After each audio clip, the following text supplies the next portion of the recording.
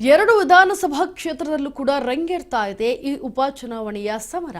ನಾಮಪತ್ರ ಪರ್ವ ಈಗ ಬಾಗಲಕೋಟೆ ದಾವಣಗೆರೆಯ ವಿಧಾನಸಭಾ ಕ್ಷೇತ್ರದಲ್ಲಿ ನಾಮಿನೇಷನ್ನ ಭರಾಟೆ ಜೋರಾಗಿ ಕಾಡ್ತಾ ಇದೆ. ರಂಗೇರ್ತಾ ಇದೆ ಉಪಚುನಾವಣೆಯ ಈ ಒಂದು ಸಮರ.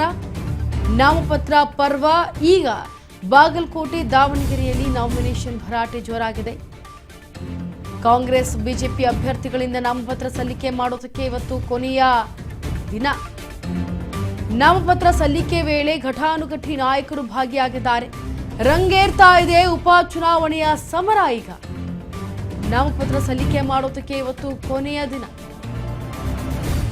ಈಗ ಇದೇ ನಾಮಪತ್ರವನ್ನು ಸಲ್ಲಿಕೆ ಮಾಡೋದಕ್ಕೆ ದಾವಣಗೆರೆಯ ದಕ್ಷಿಣಕ್ಕೆ ಇನ್ನ ಬಾಗಲಕೋಟೆ ಕಡೆ ಘಟಾನುಘಟಿ ನಾಯಕರುಗಳು ಭಾಗಿಯಾಗಿ ಎರಡೂ ವಿಧಾನಸಭಾ ಕ್ಷೇತ್ರಗಳಲ್ಲಿ ಈಗ ನಾಮಪತ್ರ ಸಲ್ಲಿಕೆ ಮಾಡೋದಕ್ಕೆ ಘಟಾನುಘಟಿ ನಾಯಕರು ಭಾಗಿಯಾಗಿದ್ದಾರೆ.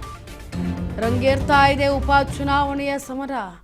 ಈ ಬೈ ಎಲೆಕ್ಷನ್ನಲ್ಲಿ ಈಗ ಕಾಂಗ್ರೆಸ್ ಗಲ್ಲಿ ಇರುವಂತಹ ಕೆಲವೊಂದು ಗೊಂದಲಗಳನ್ನ ಈಗ ಕಾಂಗ್ರೆಸ್ ನಿವಾರಣೆ ಮಾಡಾಯಿತು. ಯಾರು ಅಭ್ಯರ್ಥಿಗಳು ಅಂತ ಚುನಾಯಿತಿಗೆ ಸಂಬಂಧಪಟ್ಟಂತೆ ಮತವನ್ನ ಹಾಕೋದಕ್ಕೆ ಈಗ ಅಭ್ಯರ್ಥಿಗಳನ್ನ ಆಯ್ಕೆ ಮಾಡಿದ್ದಾಯಿತು. ಈಗ ಘಟಾನುಘಟಿ ನಾಯಕರು ಎರಡು ವಿಧಾನಸಭಾ ಕ್ಷೇತ್ರಗಳಲ್ಲಿ ಈಗ ಏನು ಈ ಒಂದು ನಾಮಪತ್ರವನ್ನು ಸಲ್ಲಿಕೆ ಮಾಡೋದಕ್ಕೆ ಮುಂದಾಗಿದ್ದಾರೆ. ಜೊತೆಗೆ ಬಾಗಲಕೋಟೆ ಬೈ ಎಲೆಕ್ಷನ್ಗೆ ಸಂಬಂಧಪಟ್ಟಂತೆ ಈ ಸಮರ ಒಂದಾದ ಮೇಲಂತೆ ನಾಯಕರು ಅಸಮಾಧಾನವನ್ನ ಮರೆತು ಒಂದಾಗಿ ಈಗ ಬಿಜೆಪಿ ನಾಯಕರು ಒಗ್ಗಟ್ಟಿನ ಪ್ರದರ್ಶನವನ್ನ ತೋರ್ತಾ ಇದ್ದಾರೆ. ರಂಗೇರ್ತಾ ಇರುವಂತಹ ಈ ವಿಧಾನಸಭಾ ಕ್ಷೇತ್ರದ ಉಪಚುನಾವಣೆಯ ಬೈ ಎಲೆಕ್ಷನ್ ಸಮರದಲ್ಲಿ ನಾಯಕರು ಅಸಮಾಧಾನವನ್ನ ಮರೆತಿದ್ದಾರೆ. ಒಂದಾಗಿ ನಿಂತಿದ್ದಾರೆ. ಬಿಜೆಪಿ ನಾಯಕರು ತಮ್ಮ ಒಗ್ಗಟ್ಟನ್ನ ಪ್ರದರ್ಶನವನ್ನ ತೋರಿಸ್ತಾ ಇದ್ದಾರೆ ಬಾಗಲಕೋಟೆಯಲ್ಲಿ.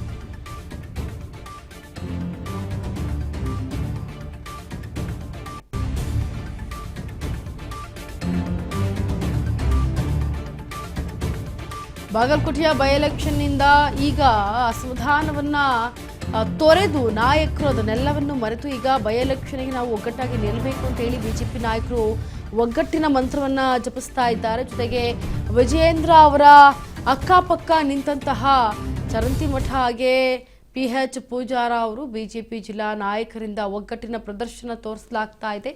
ಜೋಶಿ ವಿಜಯೇಂದ್ರ ನೇತೃತ್ವದಲ್ಲಿ ಅಸಮಾಧಾನ ಶಮನ ಆಯಿತು. ಹಾಗಾಗಿ ನಾಮಪತ್ರ ಸಲ್ಲಿಕೆ ಮಾಡಬೇಕು ಬಿಜೆಪಿ ಅಭ್ಯರ್ಥಿ ಸಂಬಂಧಪಟ್ಟಂತೆ ಏನು ಆಯ್ಕೆ ಮಾಡಿದ್ದಾರೆ ಅವರನ್ನ.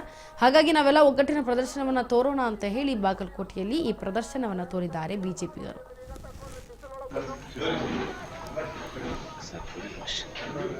ನಮ್ಮೆಲ್ಲ ಹಿರಿಯ ನಾಯಕರೊಂದಿಗೆ ಸಲ್ಲಿಸಿಯಾಗಿದೆ. ನಮ್ಮದು ಒಂದೇ ಮಂತ್ರ, ಅಭಿವೃದ್ಧಿ ಪರ ಮಂತ್ರ. ಅಭಿವೃದ್ಧಿಯೇ ನಮಗೆ ಮುಖ್ಯವಾಗಿ ಆಧಾರ. ಅದನ್ನಿಟ್ಕೊಂಡು ನಾವು ಮತ ಕೇಳುವಂತ ಪ್ರಯತ್ನ ಮಾಡ್ತೀವಿ. ನಿಶ್ಚಿತವಾಗಿ ನಾವು ಈ ಕ್ಷೇತ್ರದಲ್ಲಿ ಗೆಲ್ತೀವಿ ಅನ್ನುವಂತ ಮಾತನ್ನ ಹೇಳ್ತಾ ಇದ್ದೀವಿ. ಮತ್ತೀಗ ಬಂದಿದ್ರಲ್ಲ, ನೋಡ್ಲಿಲ್ಲ ನೀವು? ಮಾಡ್ತೀವಿ, ಎಲ್ಲರೂ ಕೂಡ ಮಾಡ್ತಾರ. ನಮ್ಮ ಎಲ್ಲ ಹಿರಿಯ ನಾಯಕರೊಂದಿಗೆ ಸಲ್ಲಿಸಿಯಾಗಿದೆ. ನಮ್ಮದು ಒಂದೇ ಮಂತ್ರ, ಅಭಿವೃದ್ಧಿ ಪರ ಮಂತ್ರ. ಅಭಿವೃದ್ಧಿಯೇ ನಮಗೆ ಮುಖ್ಯವಾಗಿ ಆಧಾರ. ಅದನ್ನಿಟ್ಕೊಂಡು ನಾವು ಮತ ಕೇಳುವಂತ ಪ್ರಯತ್ನ ಮಾಡ್ತೀವಿ. ನಿಶ್ಚಿತವಾಗಿ ನಾವು ಈ ಕ್ಷೇತ್ರದಲ್ಲಿ ಗೆಲ್ತೀವಿ ಅನ್ನುವಂತ ಮಾತನ್ನ ಹೇಳ್ತಾ ಇದ್ದೀವಿ. ಮತ್ತೀಗ ಬಂದಿದ್ರಲ್ಲ, ನೋಡ್ಲಿಲ್ಲ ನೀವು? ಮಾಡ್ತೀವಿ, ಎಲ್ಲರೂ ಕೂಡ ಮಾಡ್ತಾರ.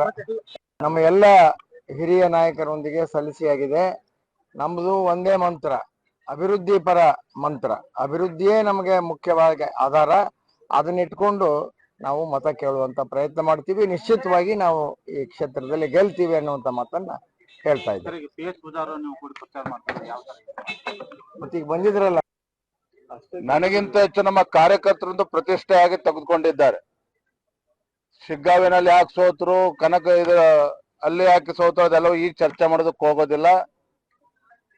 ಒಂದು ದಾವಣಗೆರೆಯಲ್ಲೂ ಕೂಡ ಒಂದು ಇತಿಹಾಸ ಸೃಷ್ಟಿ ಆಗ್ತದೆ. ಭಾರತೀಯ ಜನತಾ ಪಾರ್ಟಿ ಗೆಲುವಿನ ಮುಖೇನ ಬಾಗಲಕೋಟೆನಲ್ಲೂ ಸಹ ನಮ್ಮ ಚರಂತಿಮಠ ಸಾಹೇಬರು ಬಹಳ ದೊಡ್ಡ ಅಂತರದಲ್ಲಿ ಗೆಲ್ಲುವ ಮುಖೇನ ಒಂದು ಹೊಸ ದಾಖಲೆಯನ್ನ ಬರೆಯೋರಿದ್ದಾರೆ. ನನಗಿಂತ ಹೆಚ್ಚು ನಮ್ಮ ಕಾರ್ಯಕರ್ತರೊಂದು ಪ್ರತಿಷ್ಠೆಯಾಗಿ ತೆಗೆದುಕೊಂಡಿದ್ದಾರೆ. ಶಿಗ್ಗಾವಿನಲ್ಲಿ ಯಾಕೆ ಸೋತರು, ಈಗ ಜೋಶಿ ವಿಜೇಂದ್ರ ನೇತೃತ್ವದಲ್ಲಿ ಈಗ ಒಗ್ಗಟ್ಟಿನ ಪ್ರದರ್ಶನವನ್ನು ತೋರಲಾಗ್ತಾ ಇದ್ದೆ ಬಾಗಲಕೋಟೆಯಲ್ಲಿ. ಏನು ಚರಂತಿಮಠ ಅಭ್ಯರ್ಥಿಯಾಗಿ ಆಯ್ಕೆಯನ್ನು ಮಾಡಲಾಗಿತ್ತು ಸ್ಪರ್ಧೆ ಮಾಡೋದಕ್ಕೆ ಬೈ ಎಲೆಕ್ಷನ್ಗೆ.